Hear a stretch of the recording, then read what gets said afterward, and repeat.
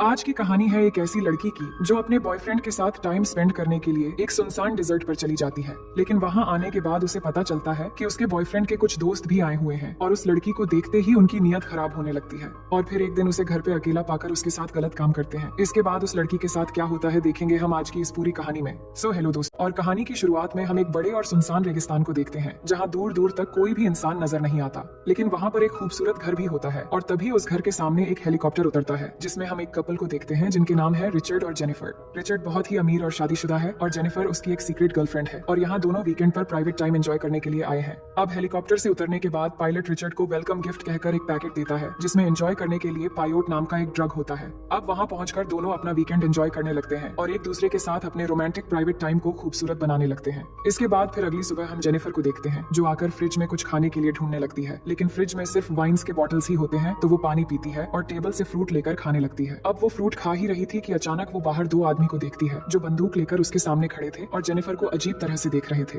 तो वो रिचर्ड को बुलाती है और रिचर्ड आकर उनके लिए दरवाजा खोलता है। दरअसल ये दोनों रिचर्ड के दोस्त हैं जिनके नाम है विंसेंट और डिमिट्री। अब रिचर्ड जेनिफर से उन्हें मिलवाता है और कहता है कि ये मेरी एक फ्रेंड है जो कुछ दिनों के लिए यहाँ घूमने आई है। फिर आगे हम रात की सीन देखते हैं जहाँ सब बैठकर बातें कर रहे होते हैं। तभी डिमिट्री और विंसेंट की नजर उस पायोटी ड्रग पर जाती है तो रिचर्ड उन्हें बताता है कि ये एक पावरफुल ड्रग है जिसे लेने से इंसान दर्द को महसूस नहीं कर पाता और कभी कभी इससे मौत भी हो सकती है। इसके बाद वो जेनिफर से उस ड्रग को सेफ जगह रखकर आने के लिए कहता है तो जेनिफर अंदर जाकर इसे अपनी ही लॉकेट में छुपा लेती है और वापस आकर डांस शुरू कर देती है और ये देखकर विंसेंट भी जाकर उसके साथ डांस करने लगता है। अब विंसेंट तो शुरू से ही जेनिफर को देखकर फिदा हो गया था और इस डांस से तो वो और भी बेकाबू हो जाता है। अब डांस के बीच में रिचर्ड आ जाता है और जेनिफर को प्यार से उठाकर अपने कमरे में लेकर चला जाता है। फिर जब सुबह होती है तो जेनिफर जागकर देखती है कि रिचर्ड नहीं है, इसलिए वो बाहर आती है और बाहर विंसेंट नाश्ता कर रहा होता है तो वो जेनिफर को भी बैठने के लिए कहता है और वो जेनिफर को बताता है कि रिचर्ड कुछ काम से बाहर गया है और डिमिट्री ने रात को कुछ ज्यादा ही पी लिया था, इसलिए वो अभी भी सो रहा है। अब जेनिफर अपना फोन देखने लगती है पर विंसेंट उससे बिना नजर हटाए बस देखता ही रहता है।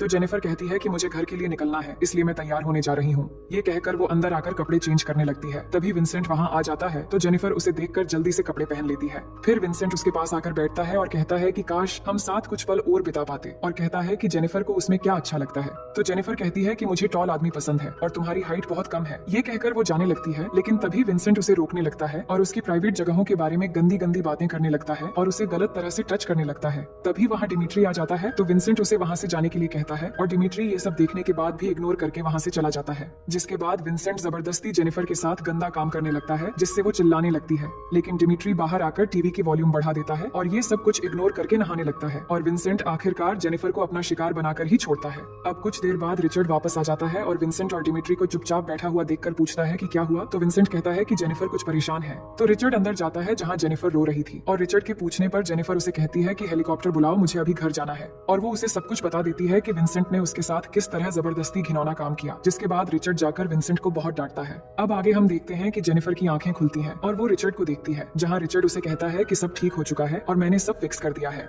और कहता है कि मैंने तुम्हारे अकाउंट में बहुत सारे पैसे ट्रांसफर कर दिए हैं और कनाडा में तुम्हारे लिए मैंने एक बहुत अच्छी जॉब भी ढूंढ लिया है और अब बेहतर होगा कि तुम ये सब भूल जाओ और मेरे साथ कनाडा आकर एक नई जिंदगी शुरू करो। लेकिन जेनिफर नहीं मानती और घर जाने के लिए जिद करने लगती है और कहती है कि फोन करके हेलीकॉप्टर बुलाओ, नहीं तो मैं फोन करके तुम्हारी वाइफ को सब कुछ बता दूंगी। इस बात से रिचर्ड गुस्से में आकर उसे जोर से एक थप्पड़ मार देता है और उसे धमका कर कहता है कि आइंदा मेरी वाइफ को ये सब कहने की हिम्मत भी कभी मत करना। अब हम देखते हैं जेनिफर वहाँ से बाहर भागने लगती है तो रिचर्ड भी उसका पीछा करने लगता है और ये देखकर विंसेंट और डिमिट्री भी उनके पीछे भागने लगते हैं। अब ये तीनों जेनिफर का पीछा करते हैं पर जेनिफर नहीं रुकती और काफी दूर आगे जाने के बाद एक ढलान के पास आकर वो रुक जाती है और वहाँ से कूदने वाली होती है, लेकिन रिचर्ड जेनिफर को कूदने से मना करता है और थप्पड़ के लिए उससे माफी मांगता है और कहता है कि मैं अभी हेलीकॉप्टर बुला रहा हूँ। ये कहकर वो विंसेंट के फोन से पायलट को 30 मिनट के अंदर हेलीकॉप्टर लेकर आने को कहता है और जेनिफर को शांत करता है। लेकिन तभी हम देखते हैं कि रिचर्ड जेनिफर को धक्का देकर खाई में गिरा देता है और वो नीचे गिरते ही एक टूटा हुआ पेड़ उसके पेट के आर पार हो जाती है। इसके बाद रिचर्ड उन्हें कहता है, मैंने ऐसा हम सबको बचाने के लिए किया है, अगर वो घर चली जाती तो हम सबको 15 साल की जेल हो जाती और मैं ऐसा नहीं चाहता। अगर तुम दोनों को कोई पूछे तो कहना हमें नहीं पता, हम बस यहाँ हर साल की तरह शिकार करने आए थे।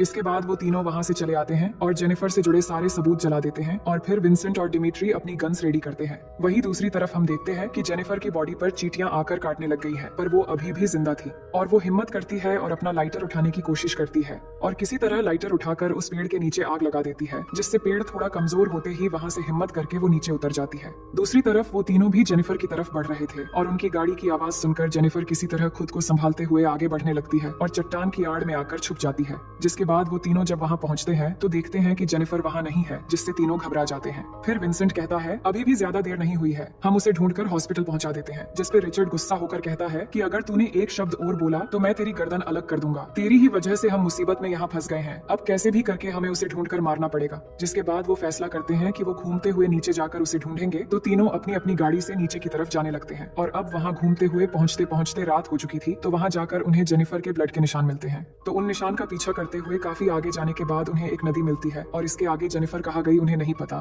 तो वो फैसला करते हैं कि एक आदमी यहीं रुकेगा और दो लोग अलग अलग जगहों पे जाकर देखेंगे। तो विंसेंट को वहाँ रखकर रिचर्ड और डिमिट्री वहाँ से अलग रास्तों में उसे ढूंढने निकल जाते हैं। अब यहाँ हमें जेनिफर को दिखाया जाता है जो बहुत ही जख्मी हालत में थी और उसके शरीर में अभी भी वो लकड़ी का टुकड़ा फंसा हुआ था। तभी जेनिफर को गाड़ी की आवाज आती है तो वो देखती है कि डिमिट्री उसे ढूंढता हुआ उसकी तरफ आ रहा है। तो जेनिफर उसे देखकर वहीं पर छुप जाती है और उसके जाने के बाद वो बाहर निकलती है। अब डिमिट्री एक जगह रुककर पेशाब कर रहा था, जिसका फायदा उठाकर जेनिफर चुपके से वहाँ चली आती है और उसकी राइफल लेकर उस पर पॉइंट कर देती है। लेकिन राइफल में बुलेट नहीं थी, इसलिए जेनिफर उसे शूट नहीं कर पाती। जिसके बाद डिमिट्री उसे मारकर नीचे गिरा देता है और विंसेंट को इस बारे में बताता है कि जेनिफर उसे मिल गई है। और ये सुनकर विंसेंट राहत की सांस लेता है और गाड़ी के अंदर म्यूजिक सुनने लगता है। और वही डिमिट्री जेनिफर को पानी में डुबोकर तड़पाने लगता है। लेकिन इसी बीच जेनिफर उसकी चाकू निकाल लेती है और अगले ही पल चाकू से उसकी आंखों में अटैक कर देती है, जिससे डिमिट्री का बहुत ही बुरा हाल हो जाता है और वो चिल्लाने लगता है और तड़प तड़प कर वहीं पर मर जाता है। इसके बाद जेनिफर वो चाकू निकाल लेती है और डिमिट्री की डेड बॉडी वहीं पर पानी में डूब जाती है। अब जेनिफर उसकी गाड़ी लेकर वहाँ से भागने लगती है, लेकिन कुछ दूर आगे जाने के बाद बीच रास्ते में गाड़ी की पेट्रोल खत्म हो जाती है। जिसके बाद जेनिफर वहाँ से पैदल चलते हुए एक गुफा के अंदर आकर वहाँ पर आग जलाती है और फिर डिमिट्री की बैग से सारा सामान बाहर निकालकर चेक करने लगती है,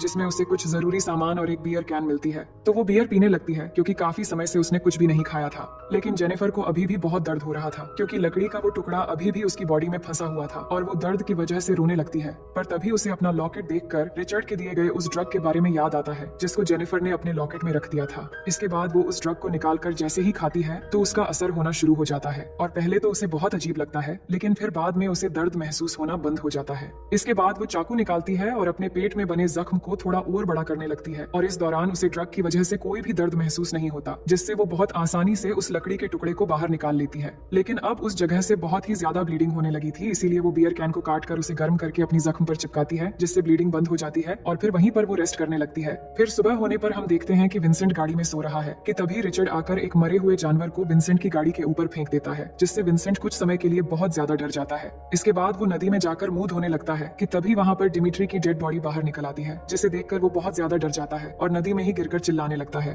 और फिर वहाँ से आकर गाड़ी में बैठ जाता है और जेनिफर के ऊपर गुस्सा होने लगता है। वहीं रिचर्ड डिमिट्री की डेड बॉडी को देखने लगता है कि किस तरह जेनिफर ने उसे बहुत ही बेरहमी से मार दिया है और अब वो समझ चुका था कि जेनिफर ने उनसे अपना बदला लेना शुरू कर दिया है। इसके बाद वो डिमिट्री की बॉडी बाहर निकालकर उसके कपड़ों के अंदर पत्थर फंसा देता है और फिर दोनों मिलकर उसे नदी में छोड़ देते हैं ताकि किसी को उसके बारे में पता न चल सके। लेकिन फिर विंसेंट इन सब के लिए रिचर्ड को ब्लेम करने लगता है, तो रिचर्ड गुस्से में आकर उसे एक पंच मारकर उसकी नाक तोड़ देता है और उसकी नाक टूटने से उसका बुरा हाल होने लगता है। लेकिन फिर दोनों अपनी अपनी गाड़ी लेकर जेनिफर को ढूंढने निकल पड़ते हैं। वहीं जेनिफर की नींद खुल जाती है तो वो देखती है कि उसका जख्म भर चुका है और वहाँ पर बियर कैन का निशान बन गया है। इसके बाद वो अपनी राइफल लेकर बाहर आने लगती है कि तभी रिचर्ड उसके सामने आकर गन पॉइंट कर देता है, लेकिन जेनिफर कुछ नहीं कर पाती और रिचर्ड उसे शूट कर देता है। लेकिन फिर हमें पता चलता है कि जेनिफर ये सब एक सपना देख रही थी और अब होश आने के बाद उसके जख्म ठीक हो चुके थे। जिसके बाद वो सारे हथियार लेकर बाहर निकल आती है और दूरबीन से चारों तरफ देखने लगती है ताकि उसे रिचर्ड और विंसेंट के बारे में पता चल सके। वहीं हम रिचर्ड और विंसेंट को देखते हैं जिनको डिमिट्री का वो गाड़ी मिल जाता है जो जेनिफर लेकर भागी थी, लेकिन जेनिफर इनको कहीं भी नजर नहीं आती। जिस पर रिचर्ड विंसेंट के साथ एक प्लान बनाता है कि अब उन्हें अलग होकर जेनिफर को ढूंढना पड़ेगा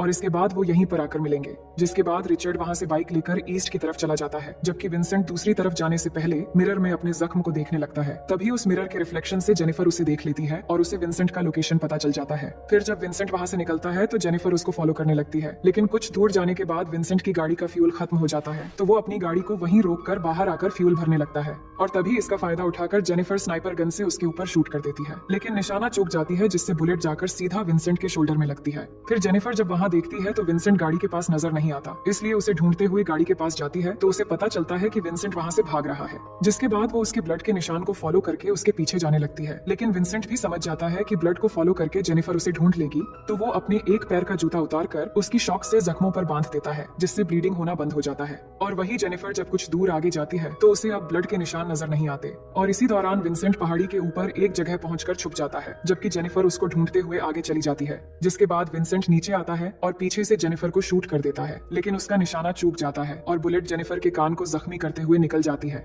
इसके बाद जेनिफर किसी तरह उठकर वहां से भागने लगती है और विंसेंट उसको फॉलो करके एक के बाद एक गोलियां चलाने लगता है, पर एक भी गोली उसे नहीं लगती। और इसी दौरान जेनिफर अपने टॉर्च के ग्लास को तोड़कर वहां पर फेंक देती है, जिसे विंसेंट नोटिस नहीं कर पाता और उसके वहां आते ही ग्लास का एक टुकड़ा उसके पैर में घुस जाता है और वो दर्द के मारे चिल्लाने लगता है, लेकिन फिर भी वो बड़ी मुश्किल से हिम्मत करके अपने पैर से कांच के टुकड़े को निकाल लेता है। इसके बाद वो वापस अपने गाड़ी में आ जाता है और अब गाड़ी लेकर वो जेनिफर को फॉलो करने लगता है, पर जेनिफर को पता चल जाता है कि विंसेंट गाड़ी लेकर आ रहा है, तो वो गन रेडी करके रास्ते में खड़ी हो जाती है और विंसेंट जैसे ही वहां पर आता है तो जेनिफर उसे शूट करने लगती है, लेकिन इसी दौरान जेनिफर के 2 निशाने चूक जाते हैं और विंसेंट उसके एकदम नजदीक आ जाता है, लेकिन तीसरी बुलेट सीधा जाकर विंसेंट के सर में लगती है और उसकी वहीं पर मौत हो जाती है। इसके बाद जेनिफर उसकी गाड़ी ले लेती है और वहां से निकल जाती है। वहीं दूसरी तरफ रिचर्ड उसी जगह जाकर विंसेंट के वापस लौटने का इंतजार कर रहा था, लेकिन बहुत देर होने के बाद भी विंसेंट वापस नहीं आता, तो रिचर्ड समझ जाता है कि विंसेंट भी शायद मारा जा चुका है। इसके बाद वो अपने घर वापस चला आता है और अब वो यहाँ पर एक भी पल रुकना नहीं चाहता, इसलिए वो पायलट को कॉल करता है और 30 मिनट के अंदर हेलीकॉप्टर लेकर उसे आने के लिए बोलता है।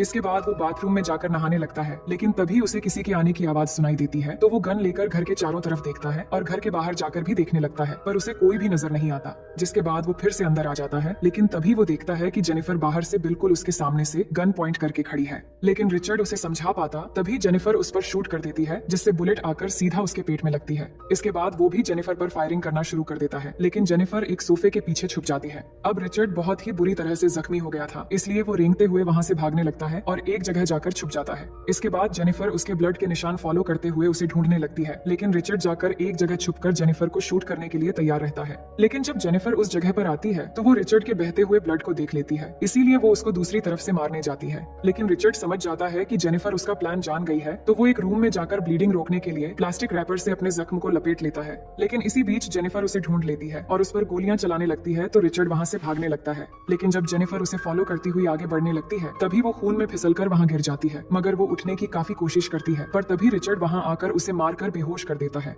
इसके बाद वो जेनिफर को गला दबाकर मारने की कोशिश करने लगता है, पर जेनिफर उसकी चोट को दबाकर उसे तकलीफ देने लगती है, जिससे दर्द के मारे रिचर्ड उसे छोड़ देता है और तभी मौका पाकर जेनिफर गन उठा लेती है और उसी वक्त रिचर्ड भी बिल्कुल गन के सामने आ जाता है। तभी जेनिफर एक पल भी बिना गवाए उसे शूट करके मार देती है। अब रिचर्ड को मारने के बाद जेनिफर वहां से निकलकर बाहर चली आती है और तभी उसे हेलीकॉप्टर के आने की आवाज सुनाई देने लगती है और इसी सीन के साथ ये कहानी यहीं पर खत्म हो जाती है। तो दोस्तों, मैं